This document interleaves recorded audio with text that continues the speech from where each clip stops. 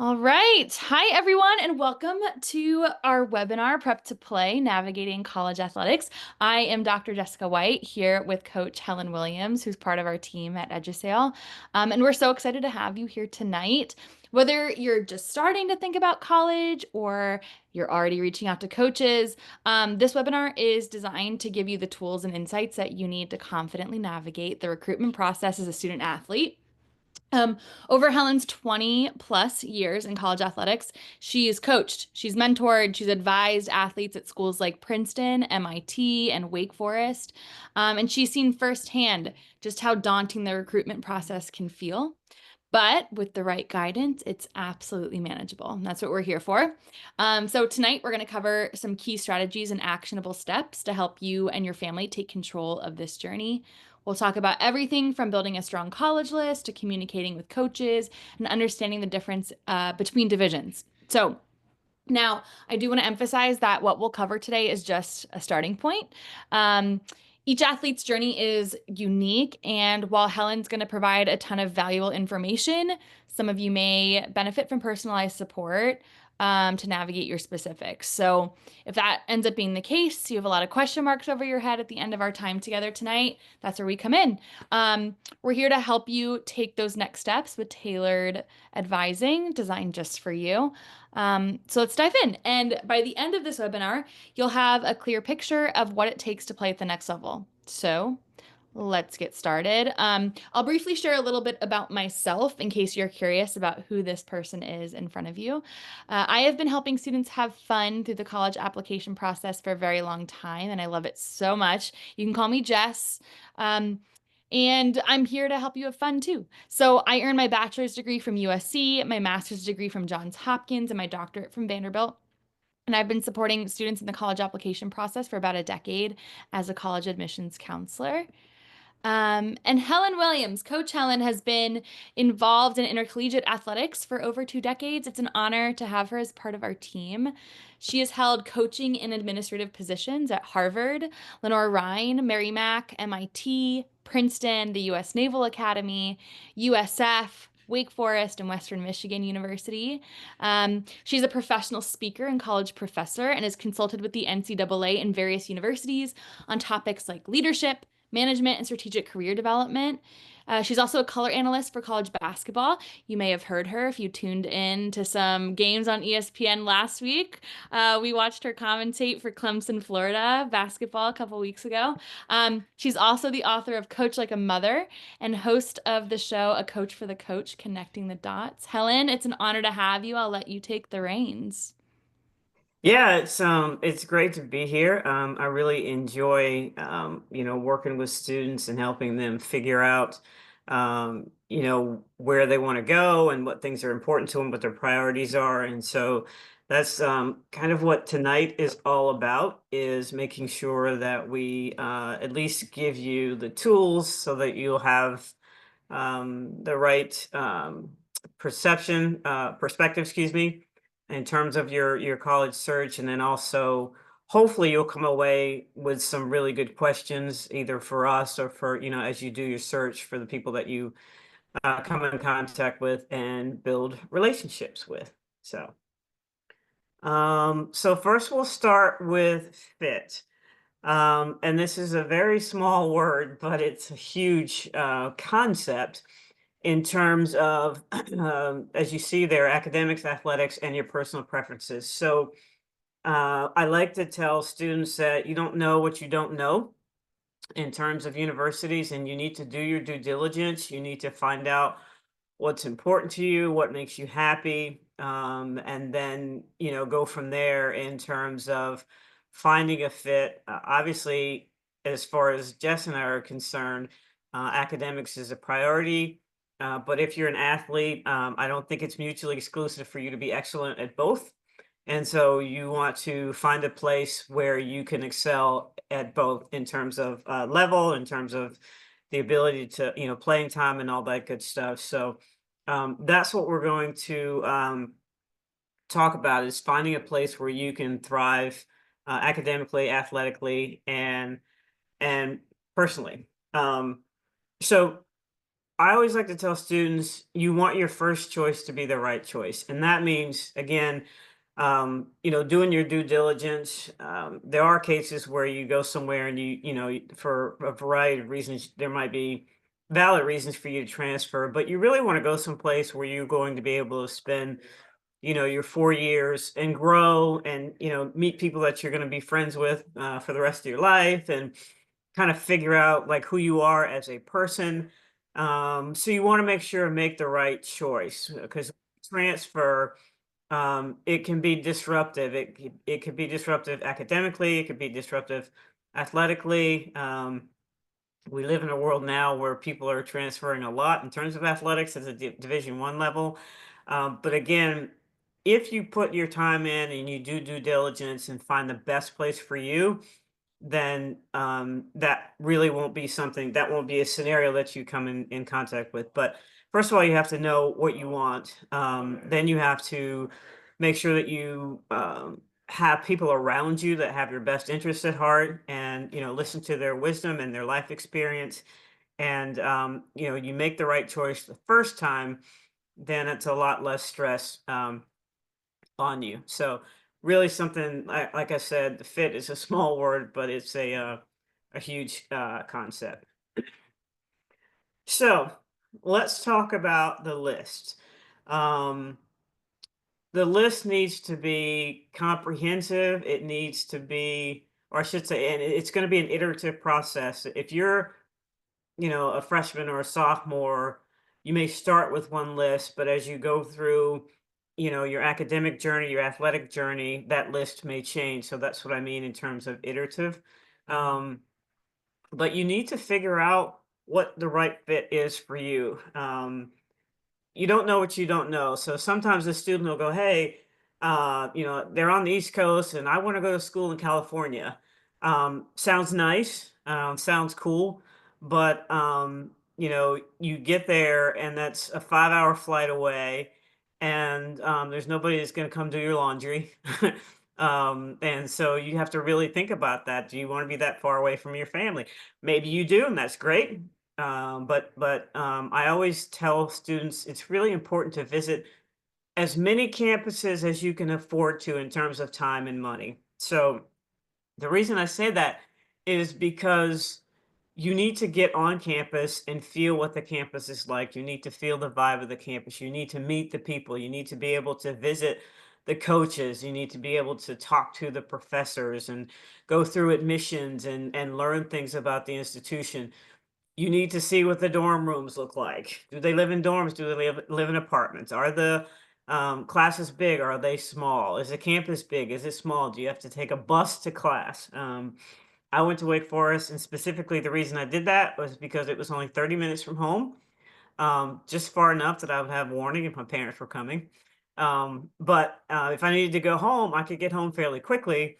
I could walk from one end of the campus to the other in about 20 minutes, and my dorm room literally was maybe a 10-minute walk away from where I took most of my classes and where we had practice because I played basketball. So those are the things that you really need to consider. They may seem like insignificant things, but you got to remember you're going to be there 24/7 for a certain amount of time during the year, and it needs to be an environment where you're comfortable.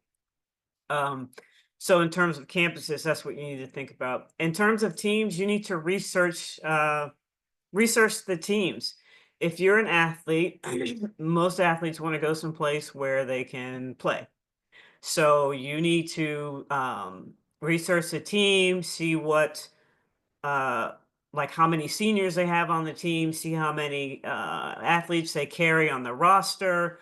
We're going to talk about that later, but it's going to be different depending on what level it is. And so, research about the coaches, the coaching staff, the athletic department. When you get on campus, what's the perception of, athletics in terms of the university? Do they use athletics to enhance the reputation of the university, or is it the academic people don't like the athletic people and vice versa? You need to make sure that that's a good fit for you.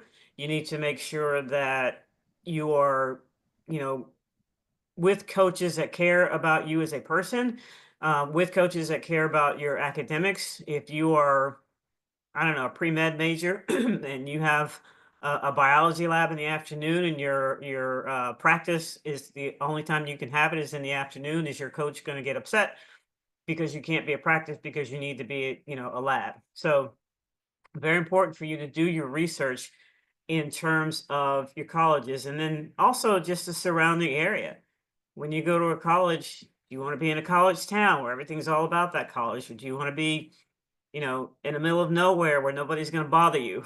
Um, do you want to be close to a city? Do you want to be in the city? I mean, these are all things that you need to think about, and start thinking about them as early as possible so that you can narrow down your list. The earlier you start thinking about that, the better. Just for timeline's sake, once you get into ninth grade, you become a recruitable student athlete. And so everything starts in terms of time, your GPA, the courses that you take. So I don't think we're talking to an audience that's not serious about academics, but just want to make you aware of that once you start the ninth grade, all of your clock starts with everything in terms of the amount of time you play and your academics. Okay. um, what's our timeline? So as I said, once you become ninth grader, you become a recruitable student athlete, but coaches are recruiting before that, sixth, seventh, eighth grade, depending on the sport, depending on the level of the school. And so it's important for you to start as early as possible. So certainly, if you're in the ninth grade and you have some universities that are nearby you, it doesn't hurt for you to go by and watch and go to the admissions office, go do the tour, see what the school's like, go to a practice, go to a game, just go on the weekend and just walk around and talk to people and just see what it's like. The more visits you can take, the better it is. And there's official visits, which the school pays for, and there's unofficial visits, which you pay for. You can take as many unofficial visits as you want. So, as I said earlier, whatever you can afford to do in terms of time and money, you want to go visit that school. Because basically, with your list, you are going through that list to take schools off the list. If you have 20 schools, you've got to find something, you've got to have something that's going to separate each one, that's going to help you make a decision. So I always say that you need three non negotiables. What are the three things that you have to have in a university? And that's how you decide where you're going to look, and that helps you in terms of fit. And those have to be things that you've thought about, things that you're not willing to you're not willing to budge on. Whatever is important to you, it's different for different people, but it's easier if you have your non-negotiables to figure out which schools don't fit. So you want to start early, and you want to be you want to be consistent. So you want to be consistent in terms of relationships with that you're building. You want to be consistent in terms of your academic progress, your academic performance. You want to be consistent in terms of your work ethic. um, you want to be realistic in terms of your ability, and so that you're looking at the right level in terms of the schools that you think you might want to play for. I will say this, that you can't take recruiting personally. There It changes literally on a daily basis. So if you are interested in a school and they say they're not interested on Tuesday, very well could be that they're interested the following Tuesday because whoever they had as a choice told them no. So you have to really have thick skin, but you also have to, just be persistent. There's a fine line, a fine dance you have to do between being persistent and annoying in terms of relationships with coaches, but you are in charge of the process and you have to be proactive. If you're an athlete and you are, you don't travel a lot during the summer, you just play for your high school, or maybe your team's not great, but you're really good and people just haven't come to see you, then you need to be proactive about the process. And I think that's one of the things that Jess does really well in terms of obviously helping you get that list of schools that you're interested in. And then, we take it from there in terms of helping you just with getting in touch with coaches, teaching you how to do that, teaching you what to say. We'll show you an email later on here in the process. But you need to start early and you need to stay consistent. Okay, so there are differences in terms of level. And what I mean by that is there's Division One, Division Two, and Division Three. They're also NAIA and junior college, but for this demographic, I don't think that's something that you guys are probably going to be looking into because you're all very high academic students. So the basic differences are budgets and philosophy. But um, all three divisions have championships and the trophies are the same size. So you want to run your own race when you're thinking about where you're going to fit and what schools you're going to look at. And then you need to be realistic too. And I think that that's really important because there are a lot of students whose parents may not be realistic. You need to make sure that you get to coaches that you trust and have them evaluate you. And then again, don't take it personally. You are what you are. And obviously, you can get better by working harder, but we all have a ceiling in terms of talent, right? But the experience is going to be the same no matter what level. You're going to have to navigate being a student athlete. You're going to have practice, you're going to have class, there's travel involved. You may be somebody that started in high school, but then when you go to college, you're going to have to navigate that because you're a freshman and you're going to have to work your way into the starting lineup. It takes persistence, stick to itiveness, resilience, all these great things that you're going to learn in terms of life lessons. But so it doesn't matter what level, you're going to go through those same things. But in terms of budget, Division One obviously is going to have the most money. There are four conferences in the country that have the most money, that have quote unquote the highest talent in terms of teams. Those are called Power Four conferences. So that would be the SEC, the Big Ten, the ACC, and the Big 12. And so there's different schools in each of those leagues. There's, I think, about 16 to 18 for each league now. They used to have five conferences, but the Pac-12 dissolved. So that's the highest level. That's where they start recruiting the earliest. I've known coaches to offer kids who are in the eighth grade, if you're that talented. But they're going to have the most money in their budget. That's where you're going to have to navigate, depending on where you go, your academics. There's going to be a lot of travel.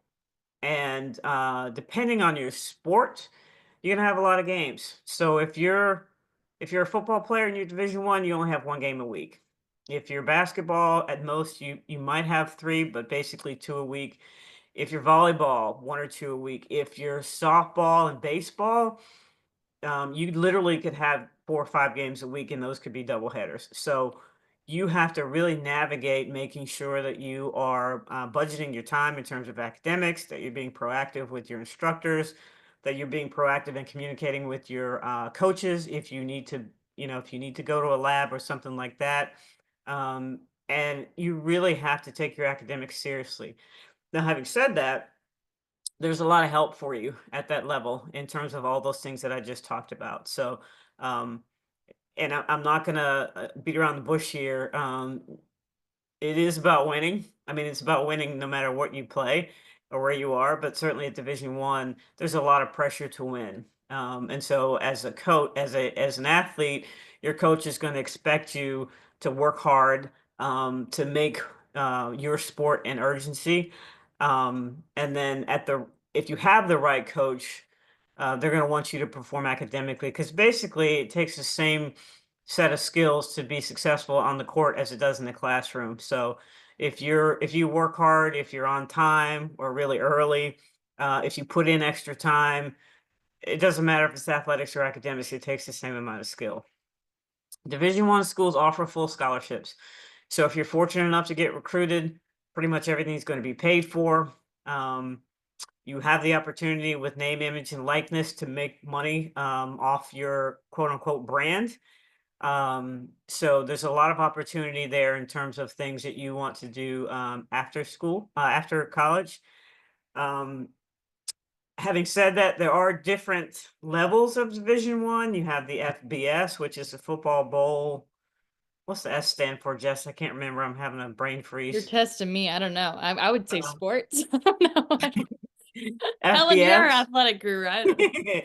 um, that's where you're going to have the most money. The coaches making the most money. The students making the most money in terms of NIL and things like that. So then you're going to have the FCS, which is sort of like mid-level, still full scholarships. So you need to research that. Do I want to be a Division One athlete where I know pretty much all my time is going to be taken up in terms of the classroom and athletics, and there's not going to be a whole lot of time for other things. Um, that's something you need to think about. Division three, uh, they do not offer athletic scholarships. They offer merit-based aid and need-based aid. So merit being your academic status and need-based being your, your financial status. Division three, again, trophies the same size. They all have, they all have championships. The expectation for you to be committed and disciplined and all the other things are no different at Division three. um, there's just not as much money involved in the whole process in terms of athletic departments. But it's a great level, and usually they carry more on the roster than Division One or two, so there might be more opportunity there for you. If you are a player who is sort of on the on the line between I'm good enough to play Division One, but if I go to Division Three, I can start. Whatever's important to you. Um, they are a little bit more well-rounded in terms of integrating the athletics into the whole experience of the students. That it's a part of your it's a part of your environment, and they really encourage that, whether it's varsity sports or there's a lot of intramural sports as well. So they're very much into making sure that you are physically active, because the philosophy obviously is, if you're physically active, then that's going to help you, with your academics, in terms of how well you do. Division two is a hybrid. So Division two, you can get academic or athletic money. Many coaches will combine the two. Coaches at Division two have a pot of money to work with.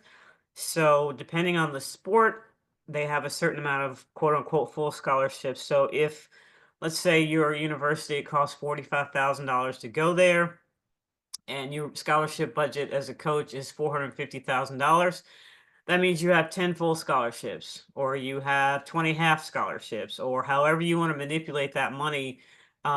You can do that, and you can have a couple more on the roster than you can at Division One, but not as many on the roster as you can have at Division three. So that's a very general description of the three, but it's something that you're going to have to think about in terms of your preference and how much time you want to put into athletics, and also your ability and your skill level.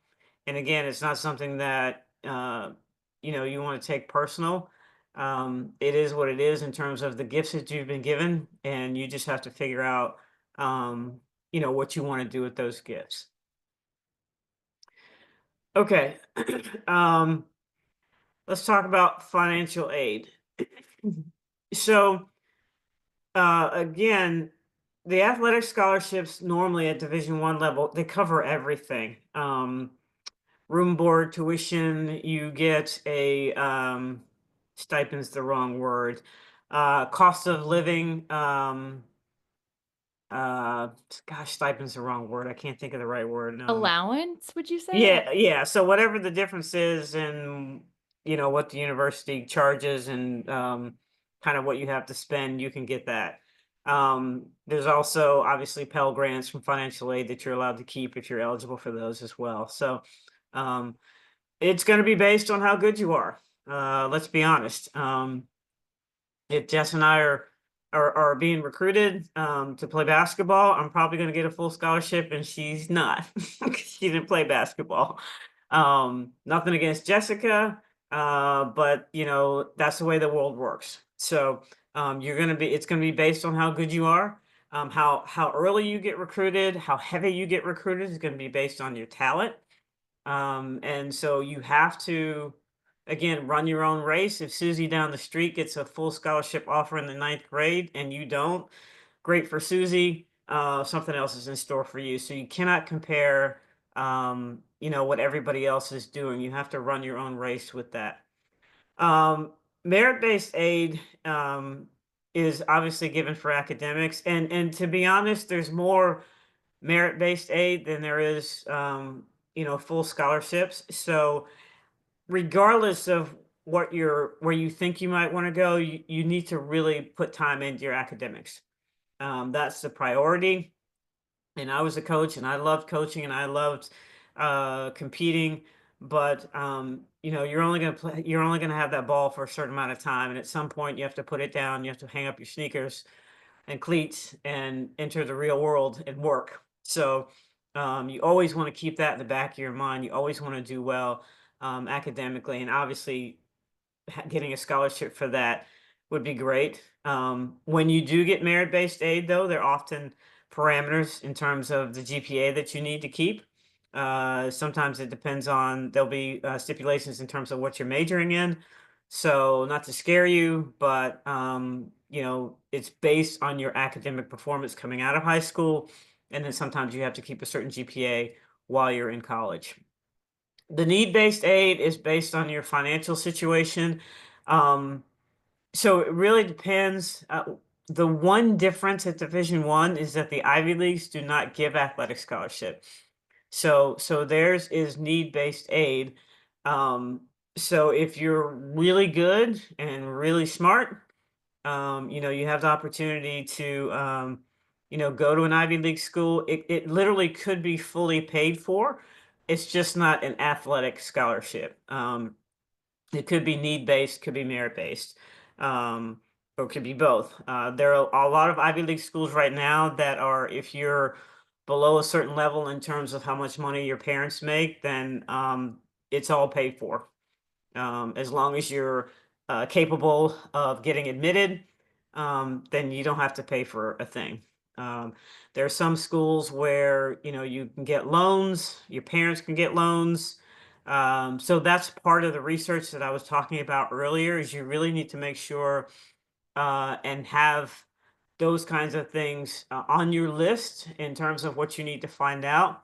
And you can find that out really by spending a lot of time with the admissions department. They will give you some guidance on some of the parameters, and then there's nothing stopping you from, talking to people in financial aid and getting a read if you're applying on what you might be able to get in terms of aid.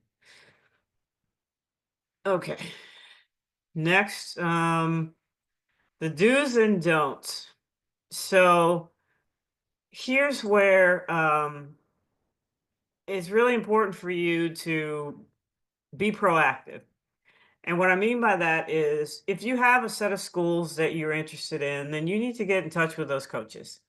Again, there's a fine line between being persistent and annoying, but not every coach can get everywhere. And there are kids who are really good who just haven't been seen for whatever reason, a variety of reasons. So you might be one of those kids. So you have to get yourself in front of those coaches. And you want to get yourself in front of those coaches as early as possible if you've, if you have a list already and there's certain schools that you're interested in. The earlier you can find out if they're interested in you, the better. Because then you can just cross them off the list if they're not interested. Uh, Again, it's an iterative process. So in the ninth grade, somebody might not be interested in you, but you might only be 5'2", and then all of a sudden you shoot up and you're 6 feet and you're really good. I can tell you as a former coach, yeah, I might not have looked at you in ninth grade, but in 11th grade, I'm gonna circle back around. Um, so it literally changes on a daily basis. And coaches have their list of players that are a priority, and you as an athlete should have your list of schools that are a priority. Um, and in that sense, it's kind of like a business, so you can't take it personal. But if a coach isn't interested in you, then it is what it is. There are some instances where students go to schools and they want to walk on because they just want to be at that school. I was a walk on at Wake Forest. I just loved it. I wasn't very good. I was a great athlete, but I stepped on that campus and I fell in love with it. And I was like, I got to go here. I was like, if I get in, I'm going here. I grew up a Carolina fan. Chapel Hill was my safety school. Uh, still love Chapel Hill, still love Carolina. But I knew that if I got into Wake Forest, I wasn't sure how I was going to be paid for, but I was going there. And so I walked on. I very rarely played, but I had a tremendous experience being a walk on, got a great education, still stay in touch with some of my teammates years later. That worked for me because I loved Wake Forest. So there are some schools that people just want to be a part of. If you're a football player and you love Ohio State, you love Notre Dame, and you just want to be on the team, if you're good enough, then that might be an option for you. But you really need to make sure that you are proactive in terms of first getting your list down. And then when you get in touch with coaches, you want to make sure that everything's personal. One of the do nots is don't cut and paste. I think that there's too much opportunity for you to send the wrong thing to the wrong person. I've gotten emails that have been addressed to other coaches and they go right in the trash. Because what that told me is that you didn't pay attention to detail. And yes, it's time consuming, but you do want to personalize. You don't have to, I mean, you can essentially send sort of the same email if you're just starting, but you want to put something in that email so that the coach knows that you've actually done some research on that school or that team and it's not cookie cutter. So you want to introduce yourself, and we've got an email here later on for you to look at, but you definitely want to personalize emails. You want to be persistent. If a coach doesn't get back to you right away, don't take it personal. They're tasked with running an entire program and they have kids already at the team that they have to take care of, and that takes a lot of time, a lot of their time. Traditionally, you'll probably initially communicate with an assistant coach, and there's nothing wrong with that. But coaches are really busy. You need to make sure that you educate yourself on the different recruiting time frames, whether it's a time where a coach can be out watching you and evaluating, whether it's a time where you can be on campus. There's a time when you at the Division 1 level where you can't have any communication. There are a couple of weeks there that are called dead periods. So you need to familiarize yourself as much as you can with the rules. So if you're communicating with a coach, there's nothing wrong with you asking them, can you let me know is an evaluation period. When is your evaluation period? Then you can send them, your schedule. Most coaches are able to go out during the summer for any sport. But there are certain times during the year where they're allowed to be out. And so you want to develop a relationship with that coach. The other reason you want to do that is because especially especially at the Division 2 and 3 level, um, those coaches can advocate for you with admissions. So it doesn't hurt to have somebody in your corner because a lot of the Division 3 schools are tuition dependent, so they want to make sure that they get kids. And so they're smart and the admissions office works with the athletic department because it's mutually beneficial. So you can develop a relationship with the coach and they can advocate for you. Now, you're not going to get in if you're not capable. I'm not saying that. But all things being equal and you fit the academic profile in terms of being able to do the work, then it always helps to have a coach advocate for you with admissions. So that's part of the developing the relationship as well. Um, Here's an example of an email. It needs to be uh, frugal with language, right? You don't want to write 8,000 paragraphs. You just want to get to the point. It needs to be detailed, it needs to be specific, and you need to be frugal with language. So you're just basically introducing yourself. And I will tell you that I could tell from emails whether or not somebody actually put time into the email. And most coaches have someone on the staff that's like the first line of defense, if you will. They're the ones that will look at the emails and they will look at the film, and it goes from there in terms of if they feel that is somebody that might help their program, then they sort of run it up the chain eventually to to the head coach. So you want to obviously put the right last name. Like I said, if the name was wrong, I threw it in the trash. I didn't even read it because that means they didn't pay attention to detail. Put your name, what year you are, what school you're in, why you're interested, and then you always want to have some sort of highlight, um, because it doesn't matter what you say. On some levels, the coach needs to see you. So it doesn't need to be a long highlight. I and here's the thing: there are a lot of people who put highlights of just all the good stuff, right? So I would encourage you. Yes, you want to put some highlights, but you also want to have a time period there, maybe 5-10 minutes at the most, where you're actually playing in the flow of whatever game you play, so that they can see you operate with the rest of your teammates. Now that might be different in terms of golf and swimming, right? Golf, you have a score. Swimming, you have a time. Cross country, you have a time. So not so much that, but I always had a rule that if I watched a film, you had to give me. I gave you 5 minutes to make me want to watch you more.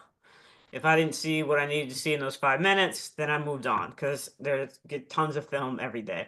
But you do need to put in a highlight reel, and then you also obviously need to include your academic transcript, because the coach needs to know if you're either even worthy of pursuing in terms of academics, especially at a high academic school. So even at Division 1, you've got Northwestern, Duke, Stanford. You've got your Ivy League schools, um, and I've worked at all types of schools. That was one of the things that I always would look at. After I would look at the film first because I'm looking for basketball players, but then I'd have to go, okay, can this person do the work at Princeton? Can this person do the work at Navy or Wake Forest?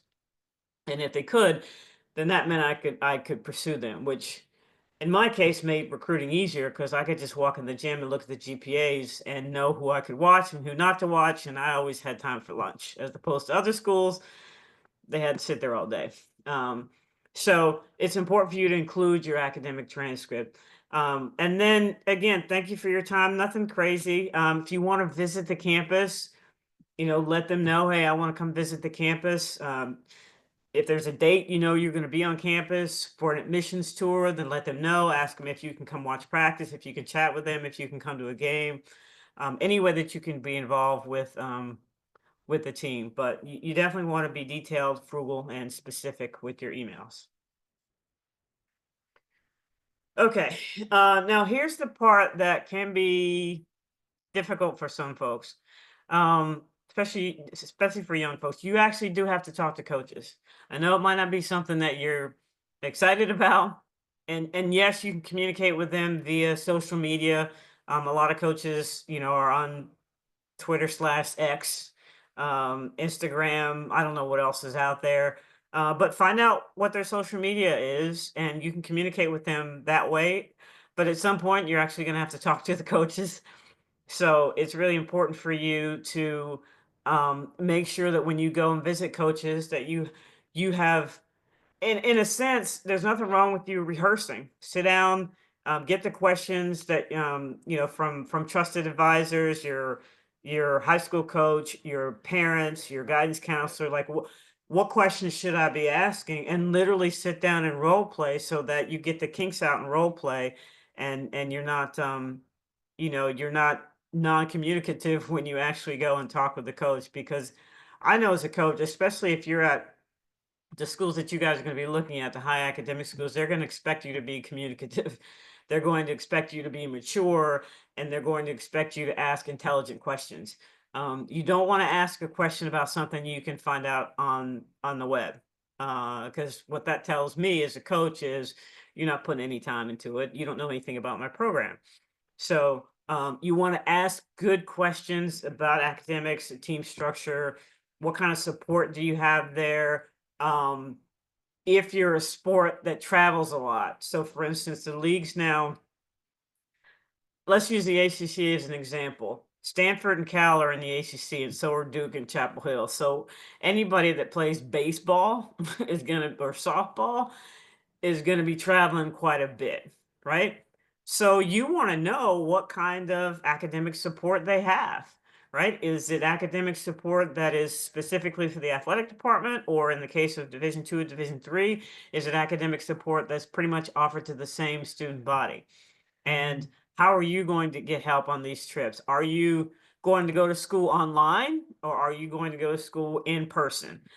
Those are things that you have to think about.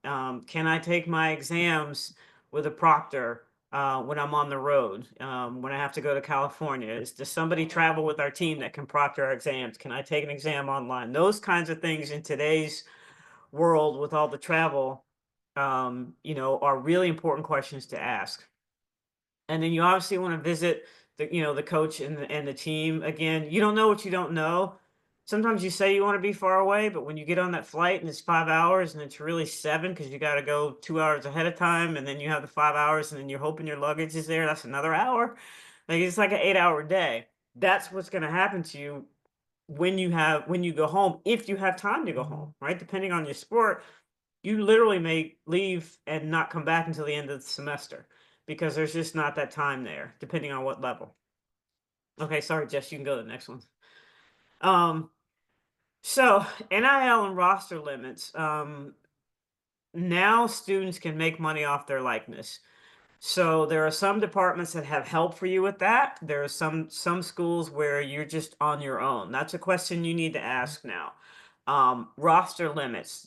There's a settlement, a case called the House settlement where students are going to be able to basically get paid for what they do, but the rosters are going to be limited. So football used to be 100 and some athletes, and now that's going to be, I don't know, 80, 90 or something like that. But the point is, depending on the level, how many spots are there for your universe? I mean, for the school that you want to go to.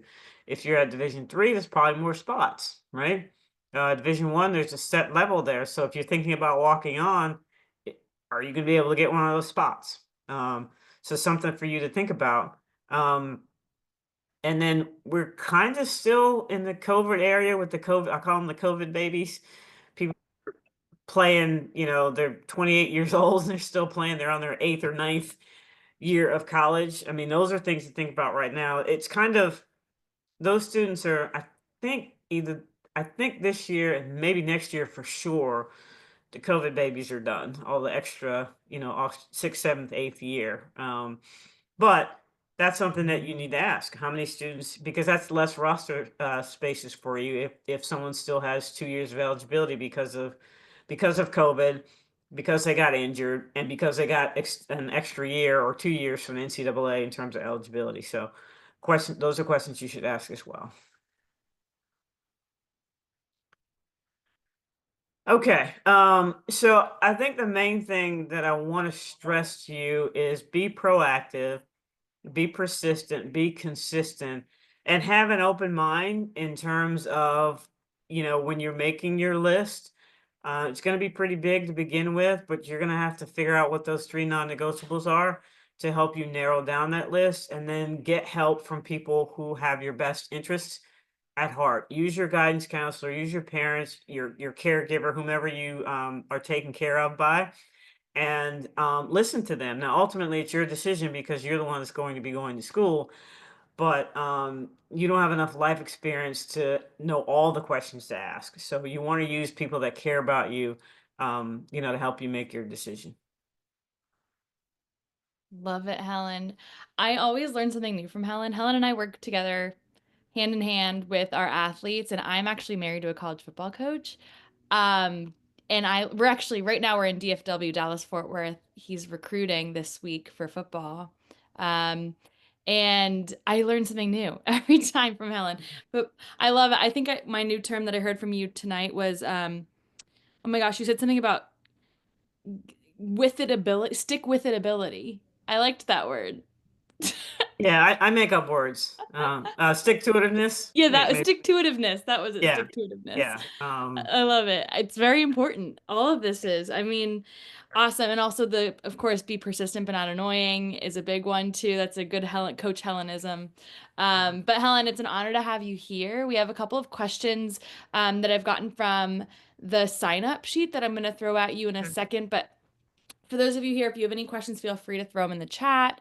Helen is incredible. Like she's mentioned, I know a big thing that we had a lot of questions about coaching at the Ivy League, right? What she's looking for in that capacity. But I'll start off with a good one, Helen. Something that we didn't talk about tonight, but it was a question in the intake form was about test scores. Can you talk a little bit about the implication? Do student athletes need to have good SAT, ACT? Does that matter at all? Yeah, I mean, obviously, it depends on the school and what their you have a term for that, Jessica, in terms of The the institutional priority. there you go. Yes. So schools have priorities in terms of demographics that they are hyper focused on, and it's different schools, different levels, different years. It's not always the same. But that is something that you should just focus on doing the best that you can do and then let the chips fall where they may. Don't say, I only have to make this or I only have to make that. You want to make sure and do the best you can. That gives you more, the better you do, the more options you have, is the best way that I can put it. And again, those institutional priorities, having a coach advocate for you might be the difference between you and another student, all things being equal in terms of test score. So really important for you to do the best that you can. But again, a coach is not going to advocate for you if you can't do the work, because you certainly that's counterproductive for everybody. And you touched on something there too, context matters, right? It's like I know my husband's been at D1, D2, D3, and right now at the D3 program he's at, it's very high academic, and there's certain kids he can't talk to if they don't have a certain SAT, ACT score. Admissions has told him that. Whereas there's other schools where if he really wants a kid, admissions can help a little bit if the kid's not academically where they should be, right? They can advise, do something called a pre-read. I think Helen, you touched on that earlier.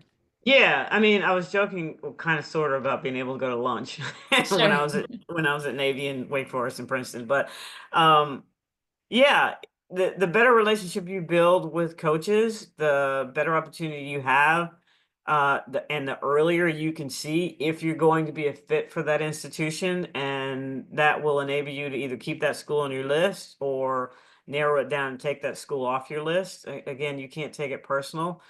We are who we are. We do what we've done, and so using the coach to get you, especially at the Ivy Leagues. Mhm. And then I would assume like Duke, Vanderbilt, Stanford, like they kind of every coach that's there already has an idea if you are based on their prior recruiting, what the requirements are. And so they're not going to recruit you if they don't think that you're capable of doing the work.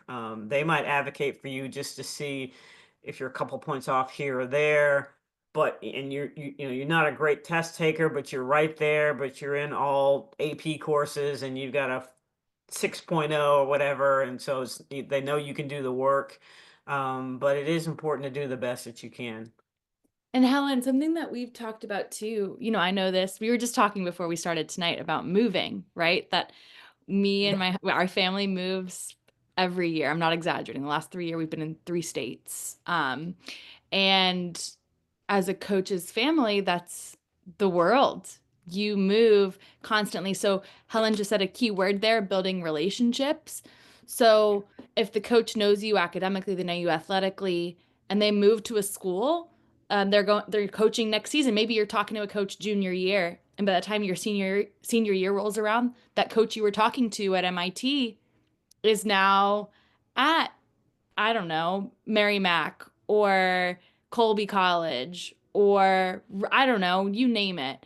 And if they have a relationship with you and they like what they saw athletically and maybe their academic priorities have shifted at the now their school they're at, or their athletic priorities have shifted, I don't know. And also coaches share names. constantly. My husband is a whole network of coaches across the country that he's really good buddies with because they've all coached together and they disperse every year. It's how it goes. And so if he as a kid, he's looking at film and, oh, this kid's D1 material, he'll call up his buddy and say, you got to get on this kid, and vice versa. His D1 buddies will call him, this kid's D3 material, he's perfect for you. So I don't know, this is kind of a tangent off of what you had just said. You had that keyword that got me on a tangent, Helen, the building relationships, but it's so important because you never know in this industry. It's a small world. Coaches talk, coaches move. Helen kept saying throughout tonight, things change so much so quickly that you always want to put your best foot forward with every coach you talk to, um, because they may be somewhere else or they may have a buddy somewhere else that you're the perfect fit for. So, Yeah, and that brings to mind another important point. When you're choosing your school, you need to choose it as if you weren't going to be an athlete. Now, obviously, mhm. we're attracted to schools because of the coaches and because of the athletics. It's clear the NCAA tournament, the Final Four teams get a huge boost in admissions. With the four schools that are in the Final Four, in this case, here in the next week or so in the college football playoff. But um, we want to go and we hope we have a great career and we play for 4 years and we enjoy ourselves. But things happen, and I always tell students, if you broke your foot and you couldn't play again, are you still happy? Like when I went to Wake Forest, if I could not have played, I still would have been very happy. I still would have loved my time there. And so that goes back to fit and making sure you make the right choice the first time by doing your due diligence and making sure that's a place where you're going to be happy, irrespective of whether or not you're an athlete. Love it. And Did then I just make up I another see word, one question. irrespective? Sorry, say it again, Helen. Did I just make up another word, irrespective? I think I did. No, I've heard that one before. I think it's not a word, but it's okay. Um, so one other good question that came in the intake forms, when do I start contacting coaches? Like, do I apply to college first and then contact the coaches, or what does that look? Um, I think you do both. If there's a school that you're definitely interested in, well, let me backtrack here. Um, it depends on the school. So if I am really keen on going to an Ivy League school, I probably want to build that relationship with those coaches and have them take a read at it, right? And so I'll know whether or not I can apply early decision or if I have to wait for regular decision in that case, right? But if it's another school and this is I don't know, state university, right? And that's some place that you're interested in, then it might be worth your time just to go ahead and apply. And you can tell the coaches that you've applied, and they can help you in terms of status and things like that. So I really think it depends on the university. Um, but it doesn't hurt to do both.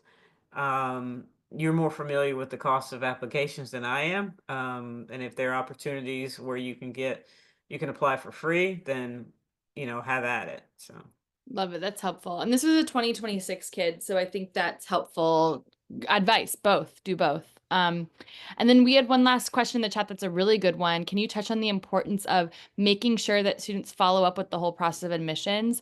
So I don't know, is it okay to just go with what the coach says? Like if the coach says you're a shoe-in, you're gonna play, you're gonna start for us, how confident can I be in that? that's a great question. That's a great question. You always want to get it from the horse's mouth. So, you're going to be assigned an admissions counselor, right?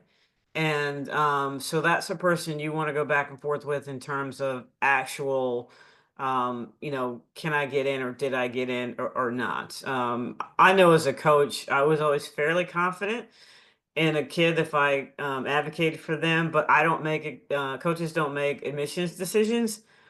And so, in that respect, we're more partners with the admissions department in terms of bringing them qualified students, but they make the final decision. So, admissions is who you should, if you want a final yes or no, that's definitely who you should, be talking to. That's helpful. And I think that's especially true with the Ivies, right? I worked with a kid last year who was a squash player and she was one of the top players out of Canada. And she was looking at Columbia for a while, right? Obviously an Ivy League. And they offer her a pre-read, right? So the coach, before he even proceeded, was like, I need to send, they had her write one essay. So she wrote one of the supplementals, and then submitted all of her transcripts, things like this. And the Columbia admissions office looked at that to let the head coach know, you can keep talking to this girl, or sorry, there's no way. Um, so yeah, it's definitely dependent on the school, and that's a great question. You definitely want to horse's mouth, go to admissions. Don't, the coach has good sway most of the times, but Right. they can't, like Helen mentioned earlier, she's told me too from working at Princeton, you want your athletes to be successful at Princeton, right? Right. So admissions exists for a reason. There's a process for why it's so hard to get into those schools because it's incredibly rigorous. And so if admissions is letting anyone in just so they can play basketball, that team's not going to be academically eligible to play come second season, right? Right. So anyway, that's Yeah. that. If Sure. they're a good coach, they want you to be successful at their Right. school in every way. Yeah. Exactly. So Exactly. that's a good note to end on. I just want to emphasize again, Helen and I are here. We work together with athletes one-on-one every year. And we empower them to do the work themselves, right? So I know there's companies out there that will like send your film for you. Don't do it. It's a scam. We're here to help you um, be the leader in this process. I work on the academic side, supporting kids in writing their essays, building their best college fit list, all the academic stuff that you can think of in college admissions. And Helen specifically works with kids in creating a recruitment plan for them, coming up with a list of athletic programs that are going to be a good fit, and just guiding you through every step of this process because it can be overwhelming. So if you have any Yeah. questions, reach out anytime. You can book a free meeting with us to chat more about your situation if you'd like. Um, Otherwise, it was good to have you all here tonight. Thank you for joining us, and we'll stick around for questions. I'll stop recording now. Oop, if I can figure out technology. There we go.